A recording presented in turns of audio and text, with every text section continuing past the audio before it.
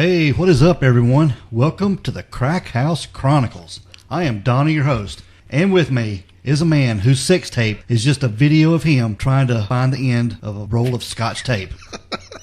I didn't know where he was going. I was trying to find the end. Apparently, you've been watching me try to unroll that damn Dollar General postal tape. Oh, yeah. But trust me, there's a lot of dirty talking with it. A lot.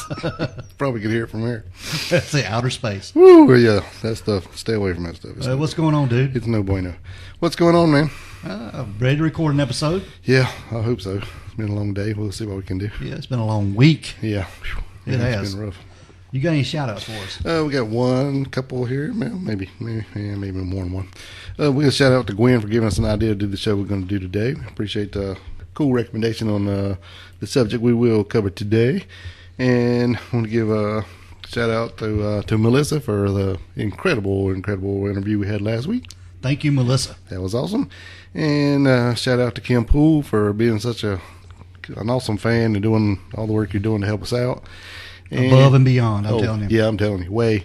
And shout out to Angie out in Texas. We've been thinking about you, buried in the snow and froze up and all that mess, and we hope you're all right. And just thinking, a few more months, you'll be complaining about the heat. Yeah, and flies and stuff. Yeah, flies and skeeters and gnats and bugs and all that good stuff. Snakes. I guess y'all got armadillos out there. Armadillos. Yeah.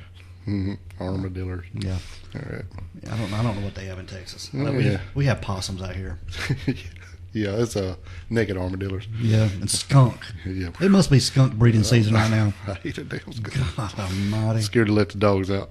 They come back with all that perfume. It's not good. And it's happened before. It ain't good at all. No, not at all.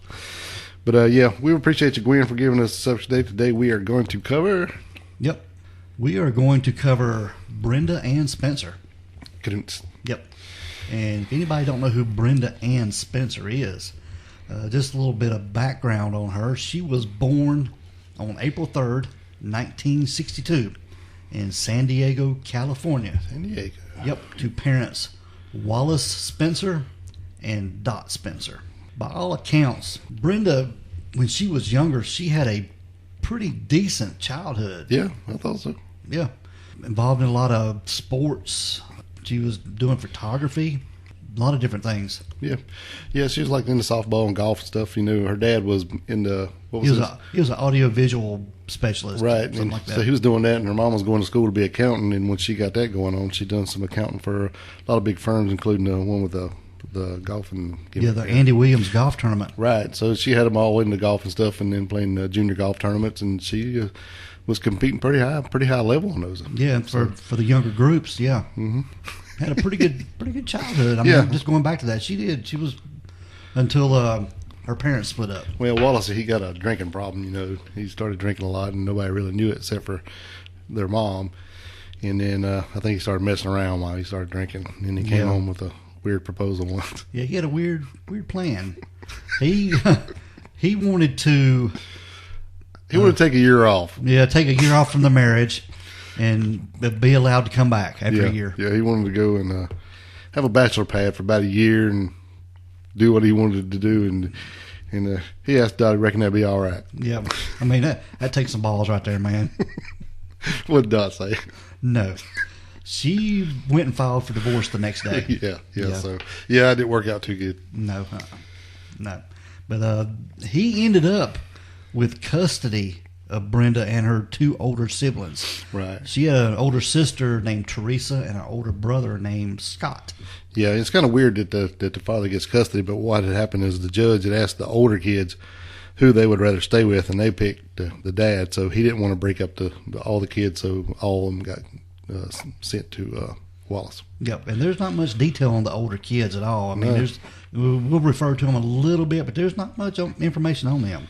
But, like I said, our story is on Brenda and what she did and everything. And it's going to be a pretty interesting story when we get into it. Yeah, I hope so. It was even reported at one time during her childhood, she was in a bicycle accident. Smashed her head into a pole or something. Pretty serious. Yeah.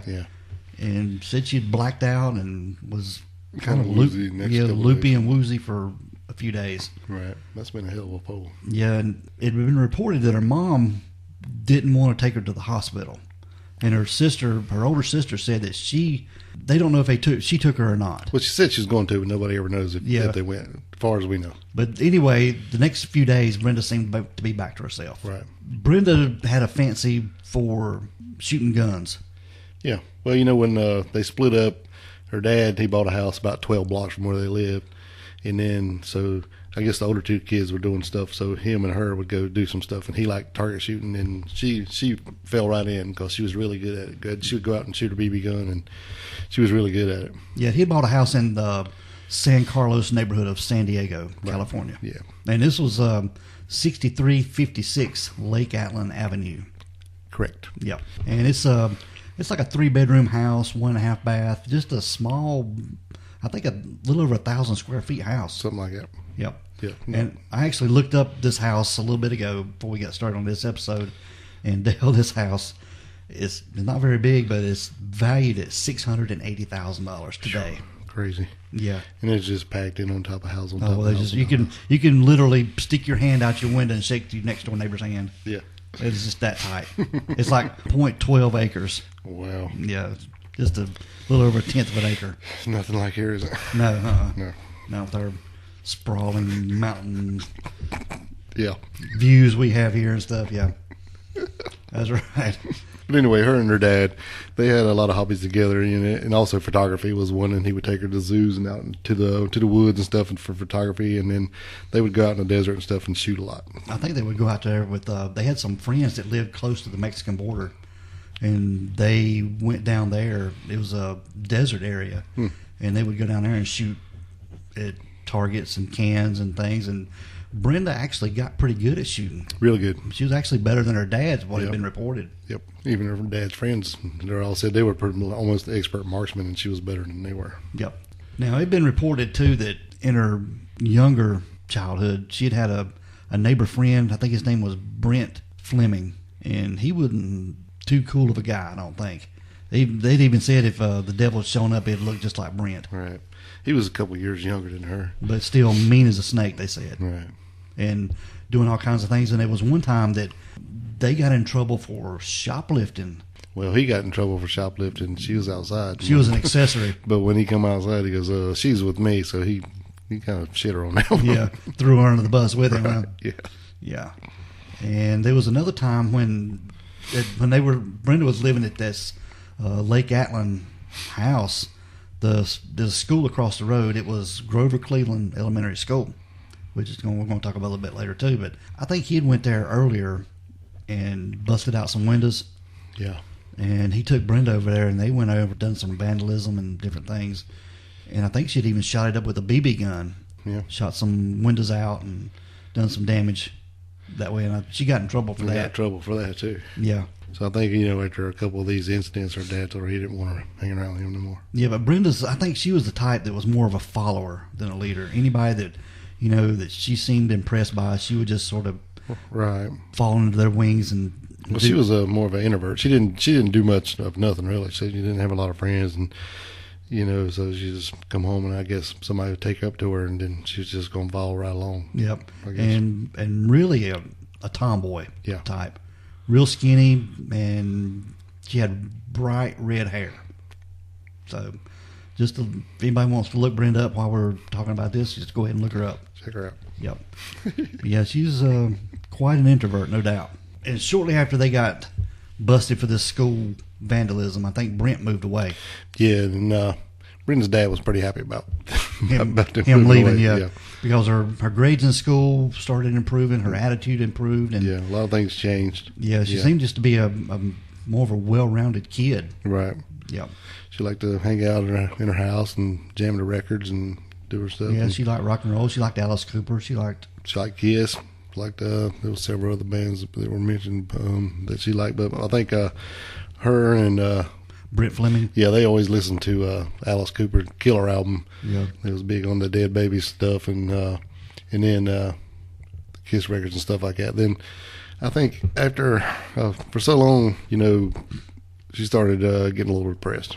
Yeah, And so she was seeing a counselor at school and some other stuff. And I don't know if it's just because her buddy had moved away or just other things happening in general, because she started bragging to her friends that she was doing drugs, and she was always on some kind of hard drugs, saying she was like doing heroin and this and that and the other. But I think most of that was just I think it was just talk. Yeah. And she got to talking about how she hated cops. Yeah. Anybody in authority she hated. Yeah, and said one of her favorite TV shows was SWAT, but they always pulled against the cops. Yeah, hoping the cops would get shot. Yeah, and her and Brenda always talk about taking out the pigs, and that was back in those days, pigs was just another word or slang word for cops, and his stepdad was a cop, so he probably had a little hatred going on for that. So probably. That was probably where all that came from.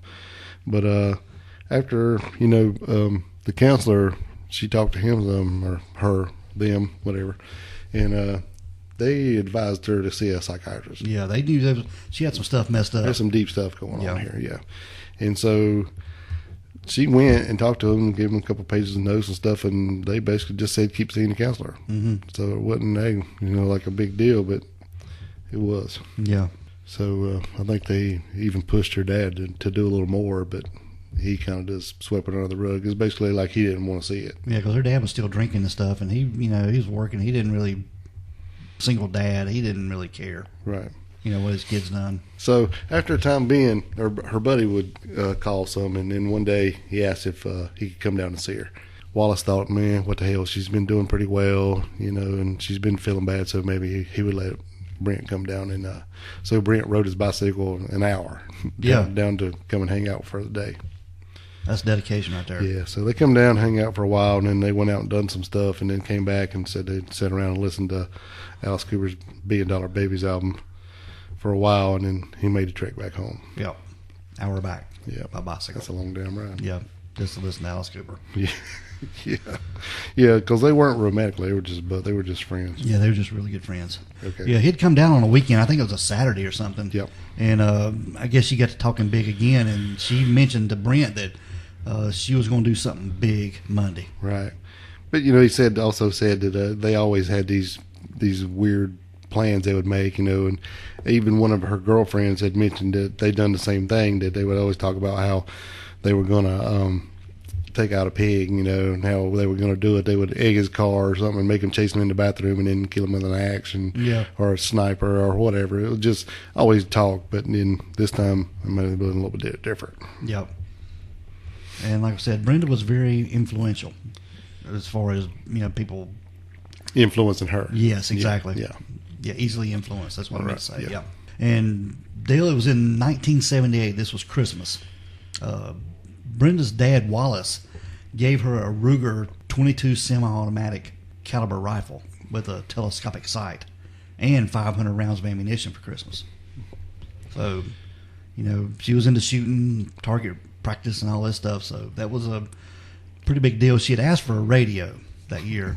I've heard both ways, where she begged to have a rifle and then she begged to have a radio. So I guess we don't really know what the hell happened, but she got a rifle for Christmas. Yep. The Ruger. Now we're going to get to the crux of this story, Dale, and why we're talking about Brenda Spencer today. All right. And this was on a Monday morning, January 29th, 1979. This is the day that she told Brent Fleming that something big was going to happen. Right. She's going to do something big. And she had asked her dad, well, she didn't really ask him. She told him that she wasn't feeling well that day. Right. Said she had always had a problem, like with her period, being some really severe cramps and having to even stay in the bathtub all day long sometimes. So especially the first couple of days. Yeah. So he said he had got up to go in there and wake her up to go for school. And to his surprise, she was already up and dressed. Mm-hmm. But she told him she wasn't feeling well and wanted to know if she could stay home that day because she was cramping up and just didn't feel good. Yep. And he said sure. So he left and went to work. Yep. And Brenda stayed at home that day. Yep. And this was when she busted out the window. Yeah, it was on those front doors where, it's wood at the bottom and the top has got, several small panes of glass. Yeah. And she busted out two of the lower ones right at where the wood went into glass. Yep. Yeah. And she just, she busted them out with the butt of her rifle. Yep. And started shooting. Yep. Now this is about 8:30 in the morning, and we did say it was an elementary school right across the street.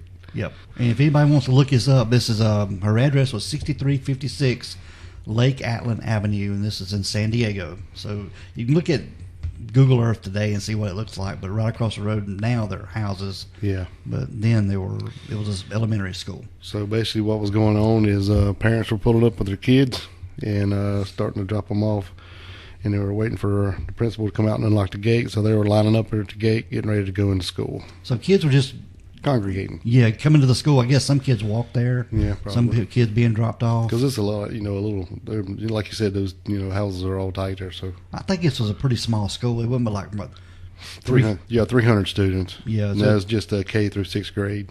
With 13 teachers. So that's still small. Yeah. Yeah. Like a little neighborhood school, I guess. Right. Yep. But anyway, Brenda started shooting. Yep. Yeah, she just went ahead and started shooting. And it's, just so you know, we're talking about shooting kids. So if it's something you don't want to listen to, then we understand. So, but anyway, right off the bat, she just starts popping rounds off. In the first couple shots, she shot a 9-year-old. Well, they thought they were firecrackers at first, didn't they? Yeah, firecrackers are, it's always the backfiring car that nobody ever hears now then. But I guess in the 79 or late days, there was always backfiring cars because you always hear that. Oh, yeah. But anyway, like the first couple shots, she hit a 9-year-old girl named Monica Selvig and shot her in the side. And she shot an 8-year-old named Mary Clark, who was shot in the abdomen. And she kind of really freaked her out. So she just kind of got up and it knocked her down. And she got up and went to class. Yeah. And sat down because she was freaked out and didn't want to say nothing. She didn't know if she should tell or not. Didn't know what was going on. I think she was too scared to tell anybody. Yeah. And then also the next round was an 8-year-old Craig Vernon, who was shot in the butt. So looks to me right now she's shooting, but she ain't shooting to kill. Now she's still shooting. So maybe she is, maybe she ain't. But it was really put over how good a shot she was. So we don't really know what's going on here. And then subsequently an 8-year-old named Crystal Hardy was shot in the wrist, and it just kind of went straight through her wrist. And then a 7-year-old Audrey Sykes was shot in the elbow and just started walking in circles because it just basically put her in shock. She didn't really know what the hell was going on. Mm-hmm. And it's about before, right in here somewhere is when the principal heard what was going on and jumped out and ran outside. His name was Principal Ragg, and he was 53 at the time. Yeah, Burton Ragg. He was a World War II veteran. And bad thing is, man, he only been working there a couple months. The guy retired the year before, so this is January, so I guess he started probably in August or whatever it is. And he went running out there to help Monica, the first girl who was killed, or not killed, but shot. And went out there, and he was shot in the chest. Mm-hmm. And he went down. And they said the bullet lodged right near his heart. And so while this is going on, bullets are still flying everywhere, shooting out windows. Don't forget she's at 700 rounds. Now, they said the rifle only holds 10 shells in her magazine or whatever. So she would have to shoot 10 and then reload, and shoot 10 and reload. But I'm sure she was pretty good at that too. Yeah, she'd had a lot of practice reloading that right thing. And then once they seen the principals down, another guy, Daryl Barnes, had run out and saw him and kind of freaked out when he seen the blood coming out of his chest, because then they knew what was going on, or kind of knew what was going on. They didn't know where it was coming from, but they knew something was going on. So, and he run over and grabbed the girl and took her inside. And as he went in, I think that's when the custodian, Mike Sukar, he was also a World War II veteran and a Korean War veteran. He was 56. He grabbed a blanket because he knew that Mr. Ragg was probably going into shock if he was still alive. So he took a blanket and run out. When he did, he was shot in the back and took him down. Yeah. So right now we got kids laying around. We got adults laying around. What's going on? And Daryl Barnes had screamed them, for them to call the EMTs, call the cops. And this is he started at 8:30, so the cops don't get here till it was about 15 minutes. Close to 9 o'clock probably. Right. So by this time he's already shot Julie Roble in the side, and Christy Buell was shot, and Charles Miller was shot in the back, and it went out to his chest. Yeah, it almost killed him. It was about an inch from his heart, I think it was. Yep. And so when the cops finally got there, it was Robert Robb and his partner Dennis, what was his name? Yeah. Does that sound right? But Robert was fresh out of academy, and he went out there and jumped out and tried to help the principal. And when he did, he was helping them. Well, actually, when they pulled up, EMT rolled up right behind them, so I guess they got the call at the same time. Yeah. And so he was run over to the principal and went to help paramedics load him up. And all this time, bullets are still flying. And so he's helping him load, and he feels a shot shoot off of his bulletproof vest. Yeah. So he's like, "Oh shit!" So he helps him load him up and put him in the ambulance. And then after he gets that done, he starts feeling a tingling in his arm and in his hand. Don't know what's going on. And then figured out that what happened is that bullet ricocheted off of his vest. It went through his neck. Yeah. Went and lodged like an eighth of an inch from his spine. So I guess it was kind of like a paralysis kind of setting in. Yeah. I guess her adrenaline was pumping so hard at first. So but then I guess he went down. Yeah, he went down. So after this, she's still shooting. And the bad thing about this, Donnie, is bullets are flying everywhere, and one that either hit the fire alarm or they had set the fire alarm off. And I believe she probably hit that on purpose. I think so too. Yeah. Somebody said it was just a random shot, but I don't think so. She was such a good shot. But what happened is, so now the kids, you got to think that the kids are still getting dropped off. It's still early. Nobody knows what's going on. Yeah. And the kids are flipping out because the fire alarm is going off. So they don't know if they should go in the building because the fire alarm is going off, and they can't stay outside because somebody's shooting. So it's just a big old cluster going on there, and it's really, really scary. It's got to be. One little story about this, the Mary Clark, I think she was one of the first victims hit. Her sister, she was a little bit older, was walking her to school that morning, and she said Mary had gotten a little bit ahead of her, and Mary had gotten on into the school, and when she got shot, there was an adult there at the gate and turned her sister Linda back around, told her to go back home. Right, she was running just late enough. Yeah, not to be in the crossfire. Right, it's crazy. Yeah, so after all this is going on, she's continuing to fire, and eventually they would find out that she fired like 350 rounds. Yeah. So they'll just tell you how many bullets are whizzing by these people out there trying to help other people, and it's just going crazy. And there was a security guard, and I think another police officer had noticed that the trash truck was making its rounds down that street, so they had an idea.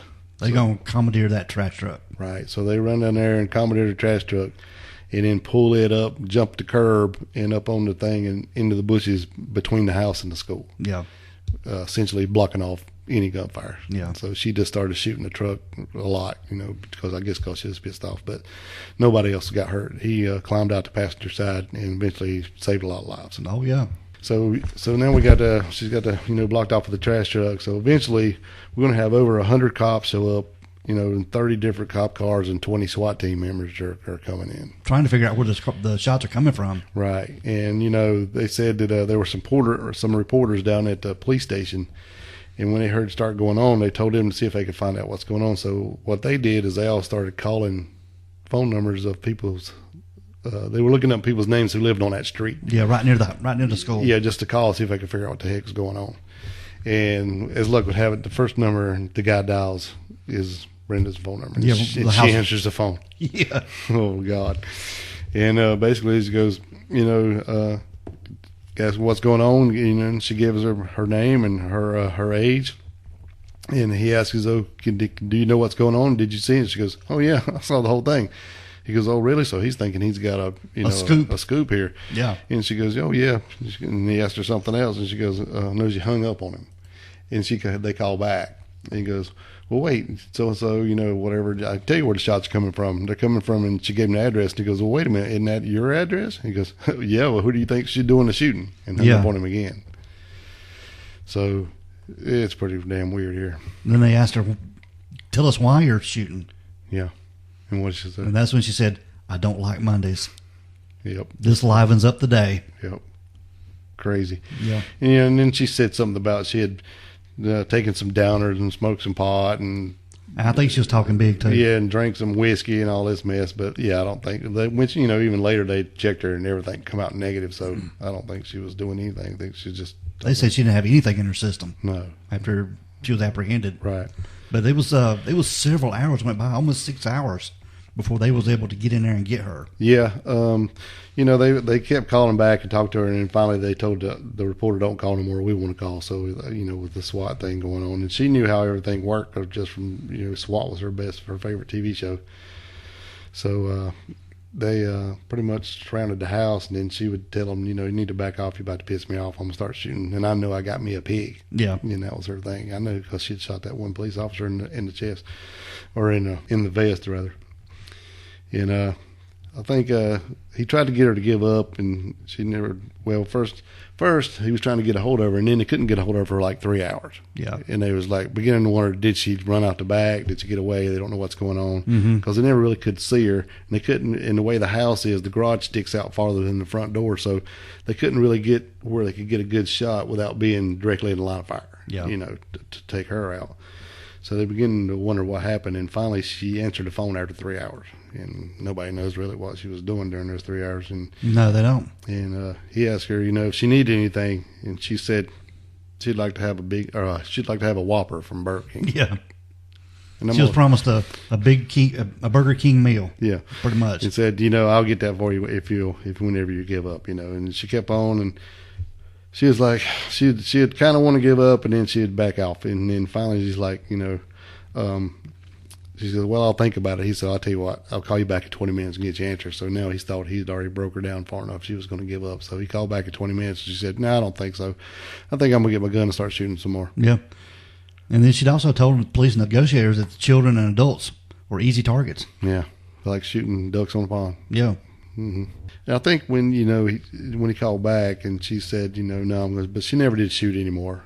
After the first thing, they put the trash truck there, and she never shot another shot after that. So we don't really know what was going on. But when the reporter called her, she was wanting to know if this was going to be, or for a newspaper story, she was wanting to be famous. Yeah, that was her thing. Yeah, and she was asking the police negotiator, as the TV crew's out here, or if you come and get me, are you going to take me in handcuffs? Because she wanted, just like it was on TV, that's what she wanted to do. Mm-hmm. So eventually he talked her into giving up her guns. Well, when the way she done that, I know we didn't say nothing about earlier, but she was big into animals and pets and stuff. And I think at this time she had a dog, and she had a rat and a snake as pets. And she kept, was telling the negotiator, you need to tell the SWAT guys to get back before I start shooting, because I know if I shoot, I seen on TV that they'll shoot back and they don't miss. Mm-hmm. And maybe was she wanting them to kill her, or was she just talking more mess? Yeah. So he said, well, I wouldn't do that because I don't know, I won't be able to stop them anything if you start doing that. She said, but I think you need to think about giving up, because the SWAT guys are going to shoot in some tear gas, and that's really going to hurt your animals. Yeah. And that's when it kind of hit her in your soft spot there. So she decided that she was going to give up then, and he told her to come out and bring her rifles out and lay them down. And so she brought her BB gun out and her .22, laid them down. And then he told her to get all her ammunition, which didn't make much sense to me. No. So she had to go in the house and find all them boxes and bring him out. And then she came out and laid down, 2 SWAT guys took her in with she didn't resist. No. But all said and done, she had shot over 350 rounds. She had injured 9 children, and the 2 adults eventually died. Yeah, there was the principal, Burton Ragg, and the custodian. Mike Sukar, the custodian. Yeah, both of those guys died. Mm-hmm.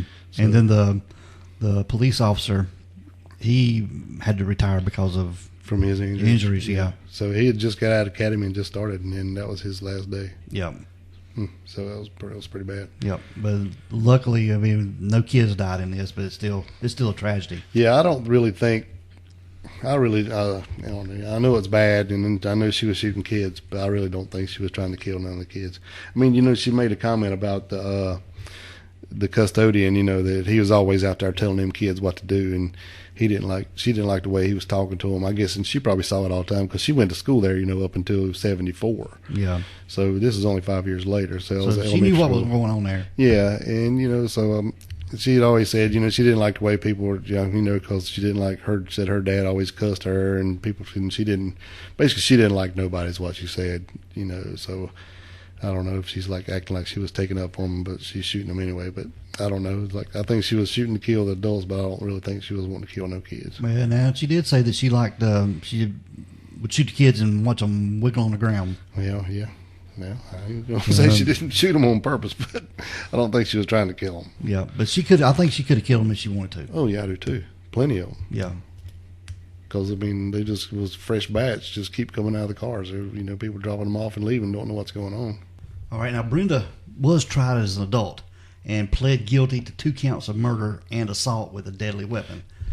Yeah, she she was going to go to trial, and they were going to try her as an adult, but her lawyer basically is like they knew they was going to get the max, and the max is going to be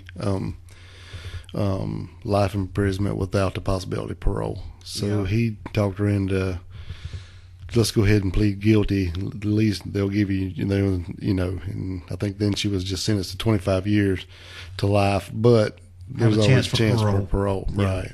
And like I said, she was sentenced to 25 years to life in prison. And in prison, Brenda was diagnosed as an epileptic, and she would receive medication to treat epilepsy.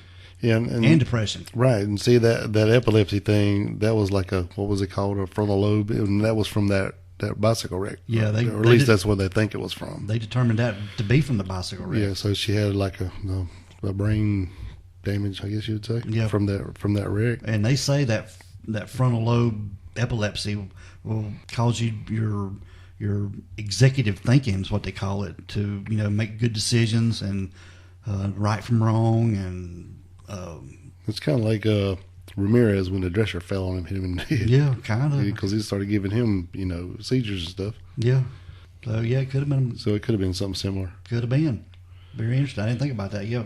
Now, under the terms of her indeterminate sentence in 1993, Brenda, she became eligible for hearings to consider her suitable for parole. She has been unsuccessful for 4 board of parole hearings. Yeah. And very few of those convicted of any murder obtained parole in California before. Yeah, they don't let anybody out. Yeah, before 2011. Now, it was at her first board of parole hearing. Brenda said that she had been a user of alcohol and drugs at the time of the crime, and that the test shown that she didn't have any drugs in her system when she was taken into custody. Right. Now, wasn't at the first ones when she said she didn't even really remember the shooting? Yeah. So that's why she tried to say she was on all these drugs and stuff. Yeah. Yeah. But then it's like, wait a minute, you tested negative, so I don't think you're trying to pull one on us here. And then it was at another hearing in 2001. Brenda said that her father had beat and sexually abused her. Right. And it was even reported by her mother that, when they lived in that home, they were pretty much sleeping on the floor, on a mattress on the floor, really. Yeah. And that Brenda and her father slept together. Well, they said that it was a 3-bedroom house, so they figured the older 2 kids had their own room, and then her and her dad was in the same bedroom. But then they said, so possibly it was just the same bedroom.